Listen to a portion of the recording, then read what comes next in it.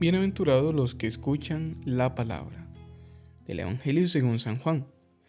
En aquel tiempo dijo Jesús a sus discípulos: Que no tiemble vuestro corazón, creed en Dios y creed también en mí. En la casa de mi Padre hay muchas estancias. Si no fuera así, os habría dicho que voy a prepararos sitio. Cuando vaya y os prepare sitio, volveré y os llevaré conmigo, para que donde estoy yo, estéis también vosotros, y a donde yo voy, ya sabéis el camino. Tomás le dice: Señor, no sabemos a dónde vas. ¿Cómo podemos saber el camino? Jesús le dice: Yo soy el camino y la verdad y la vida. Nadie va al Padre sino por mí. Palabra del Señor. Gloria a ti, Señor Jesús. Querida familia, Santo Tomás dice que Jesús en cuanto Dios es nuestra meta, y por eso es verdad y vida. Pero Jesús también en cuanto hombre es camino, y por eso dice que Él es el camino. Vemos aquí cómo están marcadas, reflejadas, evidenciadas las dos naturalezas de Cristo, Dios y hombre. Es hermoso ver estas palabras en el contexto del discurso de despedida de Jesús en el Evangelio de San Juan, la última cena con los apóstoles, porque solo después de haber hecho camino con Jesús, solo después de que los apóstoles habían tenido toda la experiencia con Él, desde el bautismo de Jesús y desde el llamado que le hizo a cada uno, hasta la pasión, muerte, todo ese camino, solo después de haber hecho ese camino, es que les dice que Él es el camino. Solo el que ha caminado con Jesús, solo quien ha caminado por los aplausos del Domingo de Ramos y por los desconciertos y el dolor de la cruz, solo ese es que al hacer camino puede reconocer en Jesús el camino. Por eso la vida cristiana es tan distinta a cualquier otra filosofía. Porque una filosofía controla el camino, controla el pensamiento para discernir. Por eso la vida cristiana es distinta a toda ciencia, porque la ciencia controla el experimento y la filosofía controla el razonamiento, la lógica. Pero el cristiano no controla. El que va con Cristo se va descubriendo al lado de Jesús. Se pone bajo control de Jesús. Y solo quien lo reconoce así, lo reconoce como el camino. Jesús dice que a donde va Él, ya los discípulos saben el camino. Y Tomás dice que no sabe dónde va Jesús y que no sabe el camino.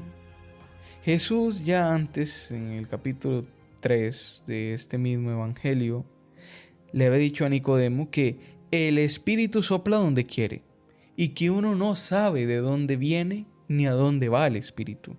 Y hay una gran diferencia entre el pensamiento de Jesús y lo que piensan los discípulos, a pesar de la cercanía que han tenido. Hay una ignorancia propia de aquel que no logra conectar su mente con la mente del otro. Porque el Espíritu precisamente sopla donde quiere y uno no sabe de dónde viene ni a dónde va. Y Jesús es aquel quien tiene el Espíritu sin medida, el Espíritu pleno. Y Él, que está empapado de ese Espíritu, participa de la naturaleza de ese Espíritu. Y por ende no se sabe ni a dónde va ni de dónde viene. No es una simple ignorancia del itinerario de Jesús, que ahorita está en este pueblo y luego va para otro pueblo y así sucesivamente. Es la distancia entre tener y no tener el Espíritu. Porque verdaderamente aquel que carece de Espíritu, del Espíritu Santo, no sabe hacia dónde va Jesús. No sabe hacia dónde va Dios.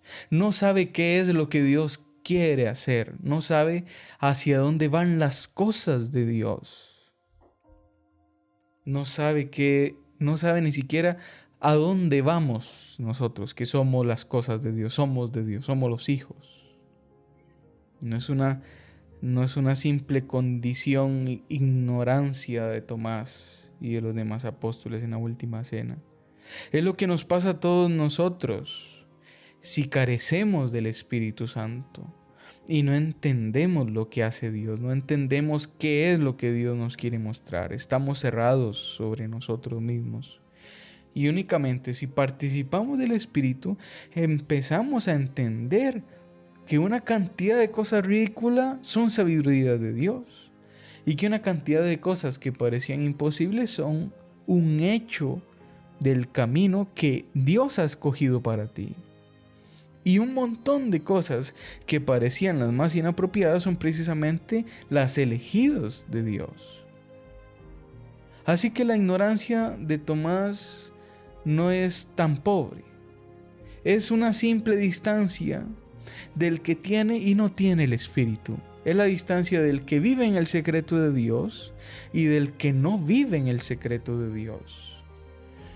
Todas estas palabras son claves en nuestra reflexión porque nos van a mostrar la necesidad de invocar al Paráclito, de invocar al Espíritu, de tener al Espíritu, para que entonces desde ya nos vayamos disponiendo hacia donde nos lleva esta Pascua, hacia Pentecostés.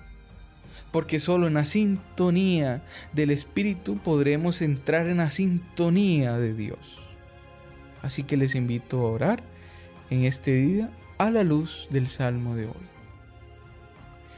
Padre, tú has dicho: tú eres mi hijo, yo te he engendrado hoy. Y precisamente la generación del Hijo de Jesús hizo posible la procesión del Espíritu Santo sobre toda la creación. Espíritu manado del íntimo encuentro de la comunidad trinitaria. ¿A dónde vamos? ¿Cuál es nuestra herencia? ¿Cómo gobernar con cetro de hierro y como jarro de loza? ¿Cómo ser sensato y servir con temor a tu nombre? Danos tu Espíritu. Derrama la tercera persona de la Trinidad, al abogado, al Paráclito, al que invoco y se hace presente. Solo con Él entro en la sintonía del amor divino.